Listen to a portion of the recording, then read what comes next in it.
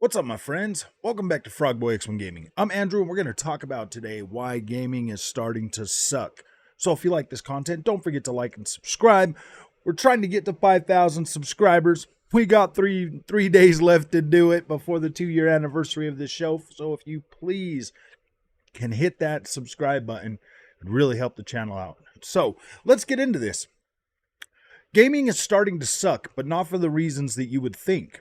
Games aren't getting worse. Games aren't getting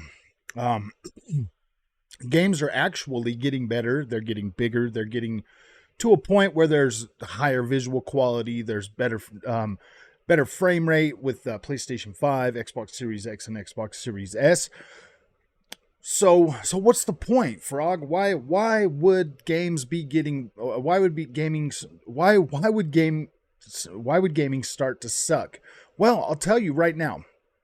Well, I have a bunch of colleagues, not colleagues. Well, yeah, I guess colleagues over here on YouTube, and I did some of this stuff myself when I first started the channel too, and that's because negativity sells. So is what we do as content creators is we got to find a reason to be negative about everything that's coming out. Like take our buddy Dreamcast guy for a second. Good old Dreamcast guy.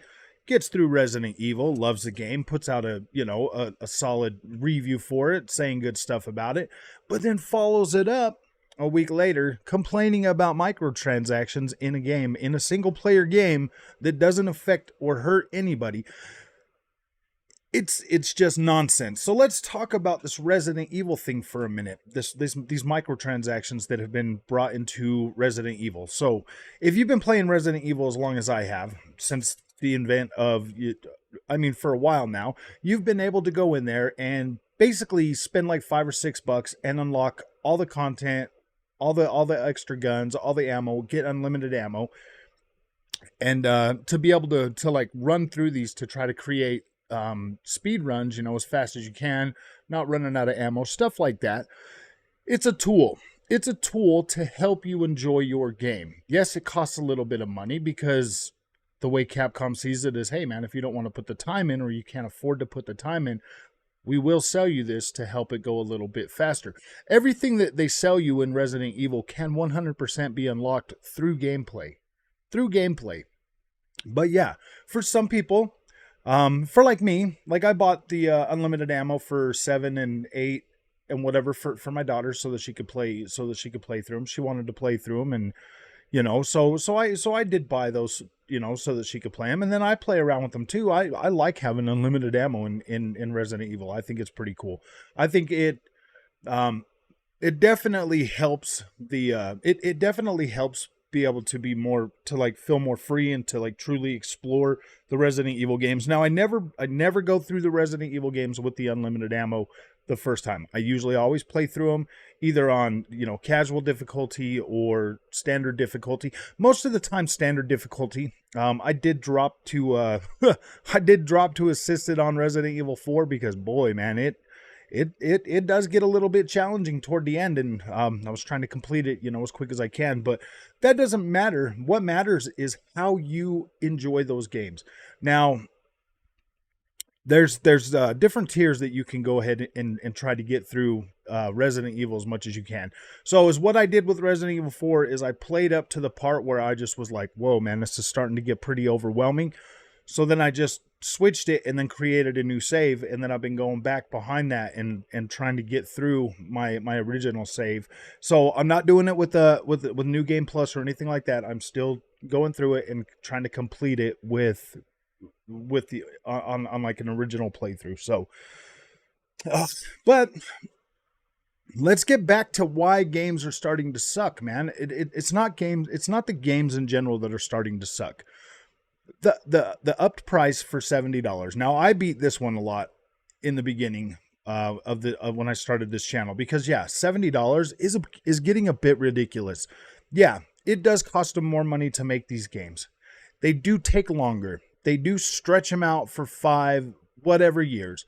And a lot of that, like, yeah, man, the times change so fast now. Like what's cool right now isn't going to be cool in 5 years. So if a developer starts building a game right now it's not going to be that cool in 5 years. And with the average development time being like 3 to 5 years now, a lot of things can change in that time, and these developers are building these games and bringing them out, and there's just so much time involved. So when you get a bunch of content creators like Dreamcast Guy and MBG and King Thrash and all these guys that are out there with just negative gaming channels. Well, Dreamcast Guy isn't always negative, but he does. He'll do a positive video and then boom, he'll follow it up with a negative video. And that really sucks, man. That really sucks, because when I used to be a consumer of YouTubers, listening to what they say because, you like the people and whatever else, I would get so frustrated with Dreamcast Guy. I'm like, why would you say this game is great and then come out like a week later and talk about how bad it is and all of this stuff? And it just started getting frustrating. So I haven't unsubscribed from him because I don't do that, but I don't watch him as often anymore because I don't know, man. It just gets to a point where I feel like these guys are more willing to sacrifice gaming for short-term personal gain. And that sucks, man.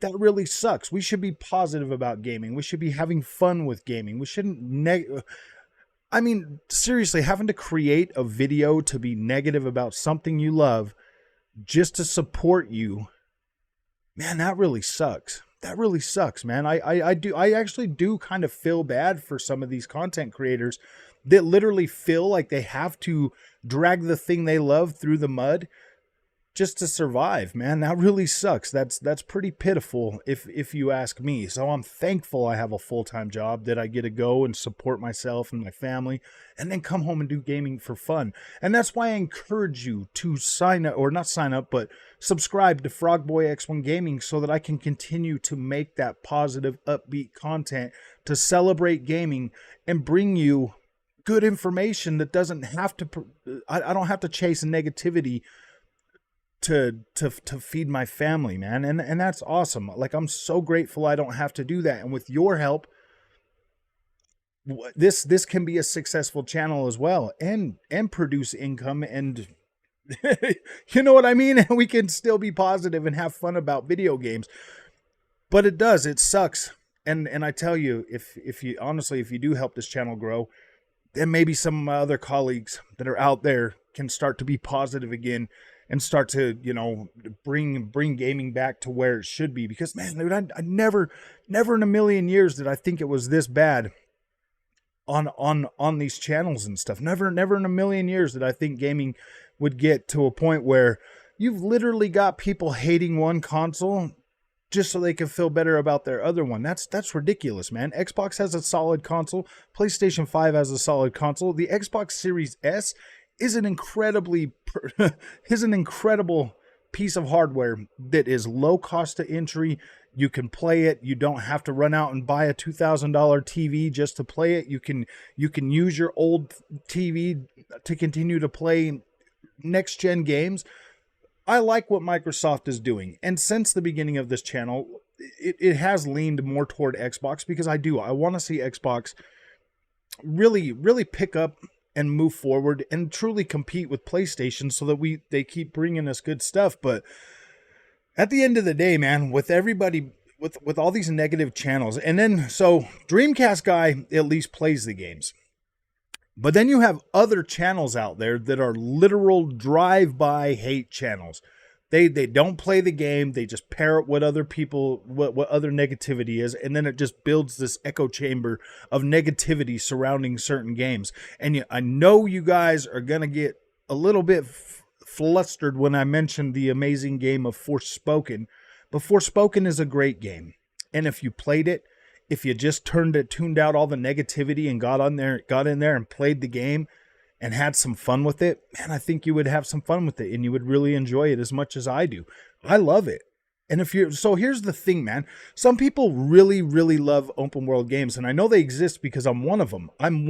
I love open world games. If anything, I will always get my money out of an open world game just by being able to explore that open world and have fun. Sometimes the gameplay, I don't even care, but what Forspoken was able to bring to the table not only was the exploration and like just the traversal and all of that incredible, the combat actually holds up extremely well and gets better the more you learn and the more you play it. The story is probably the story for a lot of people could probably be its weak point. I mean, I could definitely see that, going through the story didn't take too long. It was about 15 hours to get through that whole game. And like the story and the characters and everything for me, like it worked. I was like, wow, this is a pretty dang good video game. Like, this is a cool video game. I don't expect every single game to come out and have this like the best story in the world. I mean, there's a few that do it completely right. The Last of Us, The Witcher 3, the Assassin's Creed games, some of those other ones that like do the stories really, really good. But then there's other games that just have a good enough story to get you through the game and like having fun, because open world games, the story, in my opinion, has never been the strong point of those games. The gameplay, the traversal, the exploration, all of that is far more important to me in those games than some like really, really good story. Because the thing is when you get into something like Ghost of Tsushima that has an incredible story, I find myself just zooming from one point to the next in an open world game. And I like to just be able to, like Assassin's Creed does it perfect for me, because I can just fan out and do whatever I want. And I feel like, whoa, man, I'm in this world. But with the heavier the story in an open world game for me, the worse it is. Not necessarily the worse it is. It kind of drags down the experience, because I want to be able to go and do other things, and I don't want to have to just keep moving from point to point to point to try to stay wrapped in this really good story. Horizon Forbidden West did that same thing to me. I played through Horizon Forbidden West and I was just like, oh man, I just want to get through the story. And that kind of just, it didn't ruin the experience for me, but it kind of made the experience more or less like something that I just kind of rushed through. And I don't necessarily mind that, but at the same time, I prefer to have, kind of like a looser fitting story so that I can run around, like The Witcher 3, truly incredible. How just everything just branches off and you can like go and do things and everything feels like pretty well put together. So you're just in that world and you get sucked into it. And Death Stranding is the same way. An incredible world that you're not just 100% just chasing a story. You're out there like enjoying the gameplay and the world building and everything like that is just as good as the story. But like Death Stranding story is incredible. So you take these games and then you've got other stuff that comes out, and these guys, they just want to tear it down, like Saints Row. I mean, it was a perfectly average video game. It felt like a video game. It played like a video game. I didn't run into too many bugs or anything like that. I had a pretty good time with it.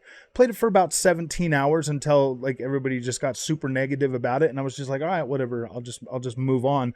And it's games like that once these games hit like $20-$30, they're going to be like, people are going to love them. They're going to be like, whoa, man, why was everybody complaining about that? And that always happens. But you have to get through all that negativity and all that nonsense that these content creators are out there making, because they are willing to sacrifice gaming for short-term personal gain and some sort of whatever clout they think they're going to have. I don't care about the clout, man. I'm here because I love video games and I want to have fun and I want to play them. Some games I start playing, some games I quit playing just as quick as I start playing them, just because I'm just not feeling it. But then I'll be able to come back to that game later and play right through it, and I'll be like, yeah, that wasn't too bad. But that happens pretty often. I'm not even gonna lie. I generally buy everything that looks interesting to me after.